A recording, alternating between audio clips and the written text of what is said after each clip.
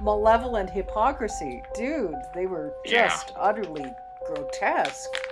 They were trafficking you, they were assaulting you, they were drugging you, and then they were trying to they were trying to make me feel guilty about any of it happening. You. Exactly. When you were in a situation because they were trafficking you. The last encounter with Trump, the one where I injured him, was the one that I remember the most vividly. And this was the setup for that. I can remember my dad, before we went to the farm, this was when we lived in Enterprise, Alabama. Yeah. So it would have been about 81 to 82, somewhere in there, maybe as late as 83. But he said there may be somebody that you know there. And I can remember the look on his face, and it scared the shit out of him. But anyway, when I got to the farm, of course, I'm scared at the farm because I don't know what's going to happen. But the first person that comes up to me is a girl named Patricia. This is a girl that I had been trafficked with before. And she came running up to me and, said hello or whatever. She was about my same age, around 12 or 13.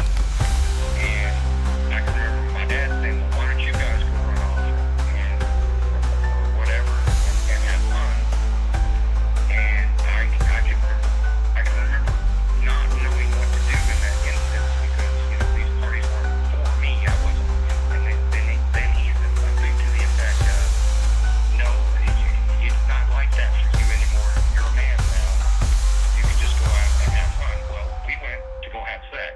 So we went and found a room and started having sex. And while we were having sex, people burst into the room. It would have been 4, 5, 6 guys, big guys, adults. At least one of them had a gun. I think 2 or 3 of them had guns. But they came in, they assaulted her, they beat on her, and then they shot her while she was still in the bed. They didn't beat or assault me, but what they said was, if you don't do everything that the next person coming in here wants, we're going to shoot you just like we did her.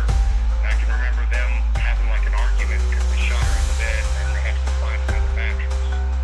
Well, that's when Trump came. So that's why I remember him so vividly.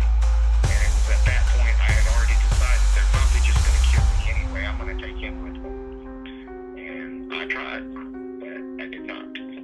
How did you... So, obviously Trump was extremely violent. Trump's a sadistic psychopath. When Trump assaulted you, so sexual assault and physical assault? Yes. So, and at one point, I kind of acquiesced to whatever sexual